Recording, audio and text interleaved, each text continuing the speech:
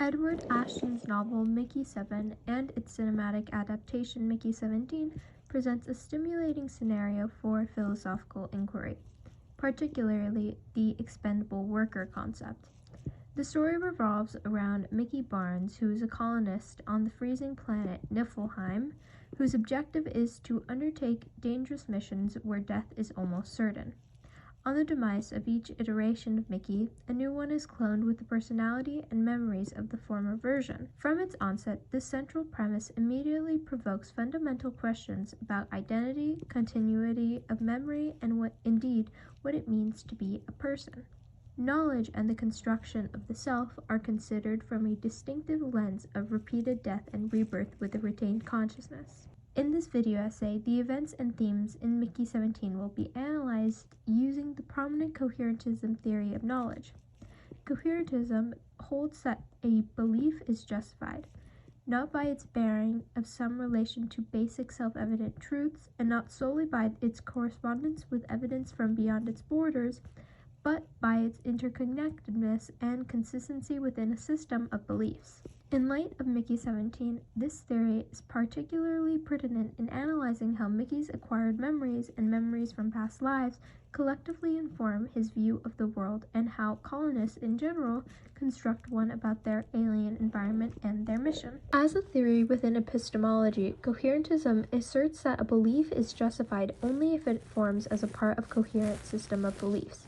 However, this perspective differs from the foundationalist theories that argue basic, self-justifying beliefs on which other knowledge depends, and from evidentialist theories that emphasize the direct support from evidence to each individual belief. Rather, coherentism supposes that knowledge is web-like. Justification stems not from the subordination of one belief to another so identified, but from mutually supporting relations of all the beliefs within the system. Several key principles underpin the concept of coherence within this epistemological framework.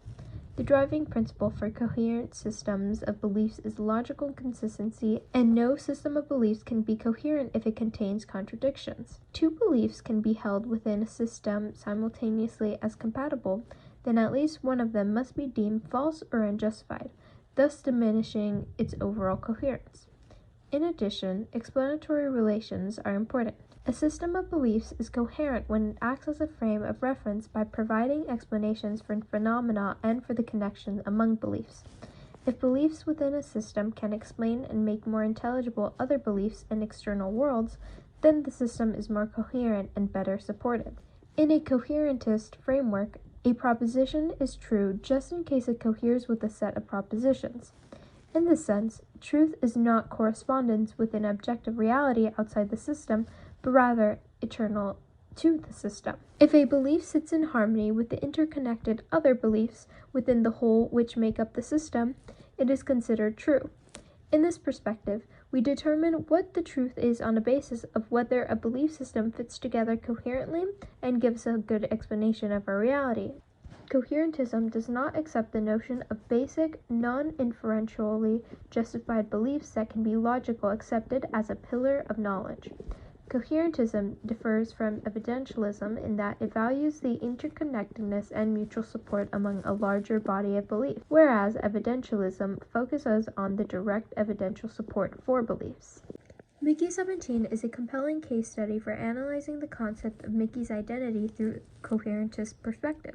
Each iteration of Mickey, for example Mickey 7 in the novel, or Mickey 17 and Mickey 18 in the film, memory is an evolutive system of memories and experiences. Despite being distinct personal entities, the fact that memory is shared between clones when information is transferred in the regeneration process creates a sense of continuity. This coherentist view and its related elements could be enough to allow one to infer the identity of Mickey as being located within this coherent system of memories and experiences. Although both the physical bodies die, Mickey is reborn.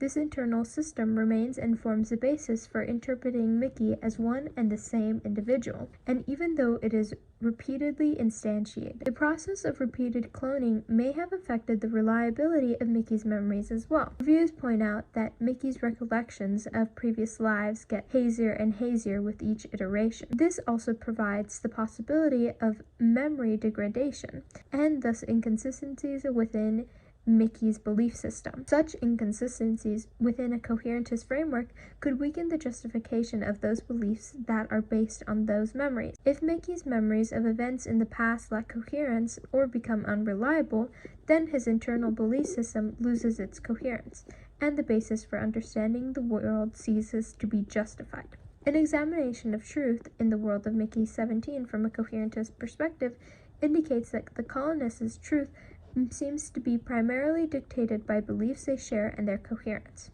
One example of this is assumed by the colonists, that the native life form, the creepers, are sentient. The belief system appears to be a foundational element, part of their understanding of Niflheim and their mission there. Mickey's experience, especially his being rescued by a creeper in the novel or interacting with the baby creeper in the movie, directly contradicts this established perception. New evidence that counters one of the central tenets of what they share in common with each other forces the colonists and Mickey himself to face the possible incoherence in their belief system. Mickey 17 is a film revolving around an essential idea: the concept of Mickey Barnes as an expendable worker who is cloned multiple times with his memories intact every time he dies. This is crucial to a coherentist analysis of identity because it sets up a situation in which enduring personal identity is preserved by means of a set of replicated memories. In the existence of multiple iterations like Mickey 17 and Mickey 18, the rules and conception of identity that are established within the colony are challenged. As a result, this potential incoherences within their social and legal system may occur. The film's narrative looks at the impact of these challenges and how the characters are attempting to form a clear picture of their situation. In Meditations on First Philosophy, René Descartes presents a method of systemic doubt through which he explores the foundations of knowledge. Although Descartes is ultimately interested in foundational truths based on clear and distinct ideas, focus is on the importance of coherence of one's beliefs and its relevance to coherentism. The idea of being aware of a self as a thinking identity in Descartes' concept of I think therefore I am has some connection with Mickey being able to retain his consciousness across his different lives. The issue whether each cloned Mickey is indeed the same thinking entity can be viewed in the light of coherence of memories and experiences. Miranda Fricker's discussion of epistemic injustice within the Mickey 17 narrative offers insightful perspectives for analyzing social dynamics. Her account of testimonial injustice as assigning deflated credibility to a speaker's world due to prejudice and of hermeneutical injustice, where one lacks the collective interpretive resources to make sense of one's social experiences, can be applied in how the relation between Mickey, the colonist, and the creepers. For instance, Mickey's testimony about the creeper's sensitivity to potentially be sentient could be brushed off on the account of any prejudice against alien life or expendables, constituting as testimonial injustice. Equally, hermeneutical injustice occurs as the colony may not have the conceptual framework to grasp the peculiar experiences of a clone being or the character of alien consciousness. Mickey as an expendable worker treated by the narrative in Mickey 17 can be considered as a potential case of testimonial injustice. As a subject of his life being disposable, Mickey might be the systemically relegated to a position where his experiences and insights are given less weight by the colonists, especially of those authorities like Marshall. By its very definition and expendable, the label certainly risks the devaluation of not only Mickey's knowledge and perspective, but what he symbolizes. Mickey's warnings or observations are based on Pelirius' missions may be dismissed out of hand because he is seen of someone whose life, and through extension, his contribution, is disposable. Colonists' first dismissal of the possibility of creepers being sentient could thus be understood as another potential instance of testimonial injustice. It appears that the notion of the colony is that the alien creatures are nothing more than hostile part of the environment and without higher intelligence.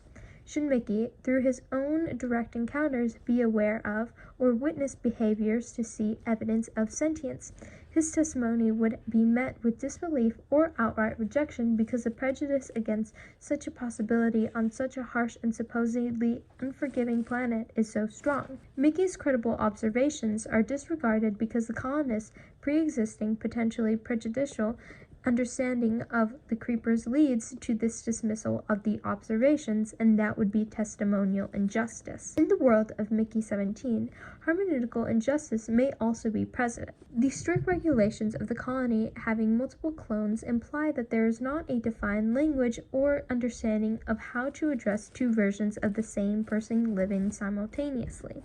Therefore, when Mickey 7 and Mickey 8, or Mickey 17 and Mickey 18 in the film, find themselves in this unprecedented position, they may not find the cultural capacities to describe the unique mixture of shared and different experiences they are having. Therefore, this lack of a shared understanding could lead to in turn self-misunderstanding, in turn isolation, and inability to accurately represent their internal complex to others within the internal colony. In addition, the notion of expendability itself may be a case of hermeneutical injustice.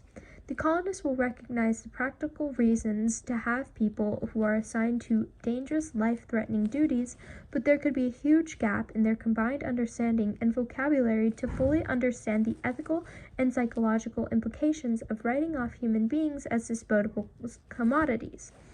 Consequently, the colony as a whole may not recognize nor understand properly the suffering of Mickey or his evolving sense of self over multiple lives, and the nuanced moral pitfalls involved in his role. Without a strong ethical framework for talking and thinking about expendability, injustices would be reinforced by masking the real human price of the system. In understanding, or rather the lack of, the colonists have regarding Mickey and the creepers has a huge effect on what they choose to do and where the story goes. One example is this when they believe the creepers had no sentience, so any actions they take are based on the idea that these are threats to eliminate. This lack of knowledge fuels the conflict and confusion and propels the humans and the native life forms into more and more antagonistic roles. In this, the colony's strict rules and regulations over expendables, possibly deriving from one particular idea of resource management and social order, directly influences how the plot multiple Mickeys comes out. Mickey 7:17 and Mickey 8:18 face harsh consequences for fear of resource depletion and the threat of established system. Through the study of coherentism, it becomes apparent that the characters first choose to act in a way in which to preserve the coherence of their existing belief systems. Firstly, the colonists reject all evidence that indicates the creepers can be sentient, as its conflicts know what of Niflheim, and perhaps undermines the rational role for colonizing Niflheim in the first place. However, significant events such as direct encounters with intelligent creepers or the undeniable presence of multiple Mickeys can force characters to confront the incoherence of their beliefs and adapt to their understanding of reality. It is this shift that leads them to incorporate new information, possibly in contradiction with the values they have held so far, ultimately giving a new, comprehensive, and ultimately more coherent representation of the world. For example, if enough evidence accumulates that may force some of the colonists to accept the creepers as sentience, they would then adjust their beliefs to agree with their reality. Likewise, when multiple Mickeys appear, the rules and assumptions about identity and the management of resources within the colony come under revision. In conclusion, the analysis of the narrative of Mickey 17 from a coherentist perspective reveals how Mickey's evolving identity is crafted by the interpenetration of memories, as well as the way in which colonists' shared beliefs inform colonists' understanding of what reality consists of, and why incoherence may emerge as new discoveries are made. In addition, the story offers compelling examples of epistemic injustice to Mickey, who becomes an expendable and its testimonial discounted, or who has hermeneutical challenges in understanding his unique existence and the sentience of creepers. These reflections on knowledge, justice, advanced technology encourage reflection on what constitutes identity, the veracity of belief systems, and the ethical mandate to identify and redress epistemic marginalization as we strive towards an equitable society.